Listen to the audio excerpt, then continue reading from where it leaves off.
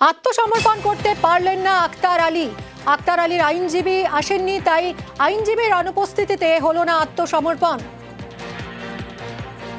আক্তার আলী আজ তিনি আত্মসমর্পণ করতে এসেছিলেন। আরজি করের প্রাক্তন ডেপুটি সুপার, তার নামে নন বেলেবল অ্যারেস্ট ওয়ারেন্ট ইস্যু হয়েছিল। আজ তিনি আত্মসমর্পণ করতে এসেছিলেন, কিন্তু আত্মসমর্পণ করতে পারলেন না আইনজীবীর অনুপস্থিতিতে। ফেব্রুয়ারি 2021 সালের, এটা 2020 সালে আমার দাদা অসুস্থ ছিলেন, ভেন্টিলেটরে ভর্তি হয়েছিলেন। একটা প্রাইভেট নার্সিংহোমে ভেন্টিলেটরে ভর্তি হলে পার ডে 25 থেকে 30 হাজার টাকা খরচা।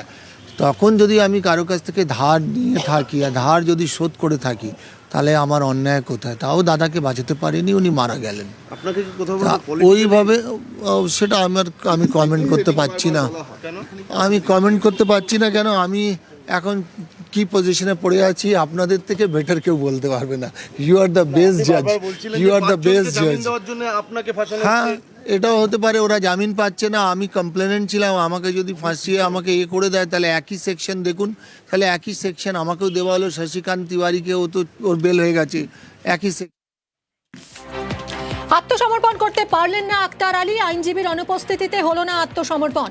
আত্মসমর্পণ করতেই আদালতে এসে দাবি আক্তারের, বিচারকের কাছে আত্মসমর্পণের আবেদন করতে পারলেন না আক্তার আলী। অমিত রয়েছে সঙ্গে। অমিত, কি কারণে তিনি আত্মসমর্পণ করতে পারলেন না? দাদাকে নিয়ে দাদা আমার হেল্প করছেন, তাও মানে এইসব ক্ষেত্রে কেউ আসতে চায়, উনিও ভয় করছেন, ভয় যে করছেন না। এই মুহূর্তের খবর আপনাদের জানাচ্ছি। আক্তার আলী আরজি করের প্রাক্তন ডেপুটি সুপার, তিনি আত্মসমর্পণ করতে এসেছিলেন, কিন্তু আত্মসমর্পণ করতে পারলেন না। বিচারকের অনুপস্থিতিতে হলো না আইনজীবীর অনুপস্থিতিতে হলো না আত্মসমর্পণ। আত্মসমর্পণ করতেই আদালতে দাবি আক্তারের, বিচারকের কাছে আত্মসমর্পণের আবেদন করতে পারলেন না আক্তার। অমিতের সঙ্গে কথা বলবো। অমিত, কি খবর পাচ্ছ? কেন আত্মসমর্পণ করতে পারলেন না আক্তার আলী? দেখো, আত্মসমর্পণ করার ক্ষেত্রে যে আইনি প্রক্রিয়াগুলো রয়েছে, সেই আইনি প্রক্রিয়া সম্পন্ন হলো না।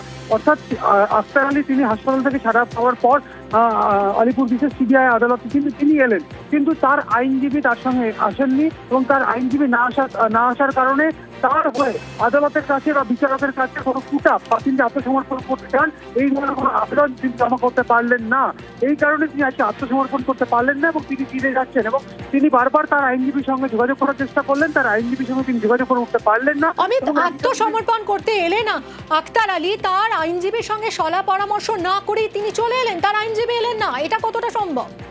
দেখো, তিনি যেটা ক্যামেরার সামনে বা আমাদের নিউজ 18 বাংলা ক্যামেরার সামনে তিনি দাবি করছেন যে আজকে সকালে তার আইনজীবীর সঙ্গে তার কথা হয়, তার আইনজীবী থেকে জানান যে হাসপাতাল থেকে ডিসচার্জ নিয়ে তার বিরুদ্ধে যেতে অ্যারেস্ট ওয়ারেন্ট ইস্যু হয়েছে, হাসপাতাল থেকে ডিসচার্জ নিয়ে বা হাসপাতাল থেকে ছুটি পেলে তিনি যেতে সরাসরি আলিপুর কোর্টে যান এবং সেখানে গিয়ে আত্মসমর্পণ করেন।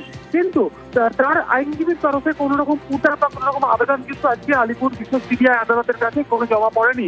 সকাল 8:30 থেকে আজকে কোর্ট বসেছিল এবং সকাল প্রায় বেলা 1টা পর্যন্ত বিচারক এজলাসে ছিলেন। এমনকি কোর্টের কিন্তু কোর্টের কাজকর্ম, দৈনিক যে কাজকর্ম বা বিচার প্রক্রিয়ার কাছে সেগুলো চলছিল।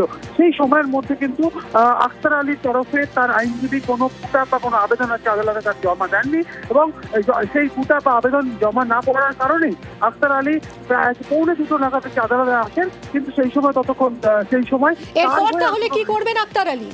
এবং তিনি যেটা বলছেন, যেহেতু তার এগেন্সটে যেহেতু অ্যারেস্ট ওয়ারেন্ট ইস্যু হয়ে আছে, এবার তিনি যেহেতু হাসপাতাল থেকে ডিসচার্জ নিয়েছে, আত্মসমর্পণ করতে এসেছিলেন কিন্তু করতে পারলেন না, তাকে যদি সিবিআই গ্রেপ্তার করে নিয়ে আসে, তিনি সিবিআই যে গ্রেপ্তার করে নিয়ে আসে, তাহলে তিনি সিবিআই কোর্টে আসবেন। না হলে তিনি আগামী সোমবার, অর্থাৎ পরশু দিন সোমবার দিন তিনি আবারও আদালতে আসবেন। এর মধ্যে থেকে তাহলে সিবিআই অ্যারেস্ট করতে পারে? দেখো, সিবিআইয়ের তরফেও কিন্তু আইনি পরামর্শ নেওয়া হচ্ছিল, কারণ সিবিআইয়ের তরফে যে বিষয়টি সকালেও আমরা যেটা জানতে পেরেছিলাম যে যেহেতু আক্তার আলী চিকিৎসাধীন ছিলেন, সেক্ষেত্রে হাসপাতাল থেকে তার সরাসরি গ্রেপ্তার করার বিষয়ে কিছুটা হলো মানবাধিকার লঙ্ঘন নিয়ে প্রশ্ন উঠতে পারছে সিবিআই মনে করছে। সেক্ষেত্রে সিবিআই আইনি পরামর্শ নিচ্ছিলেন যে সৌজ অ্যারেস্ট তারা করতে পারেন বা আদালতের কাছে অনুমতি নিয়ে সেখানে হয়তো নজরদারিতে রাখতে পারেন। কিন্তু এই যে সিবিআই চূড়ান্ত সিদ্ধান্ত নেওয়ার আগে আক্তার আলী নিজেই হাসপাতাল থেকে তিনি ডিসচার্জ হন বা ছুটি নিয়ে বা ছাড়া পেয়ে সরাসরি আদালতে আসেন, কিন্তু তার আইনজীবী সঙ্গে না থাকে বা তার আইনজীবী সঙ্গে ছিলেন না, এবং সেই কারণেই তিনি আত্মসমর্পণ করতে পারলেন না। পরবর্তীতে কি হয় সেটাই দেখা।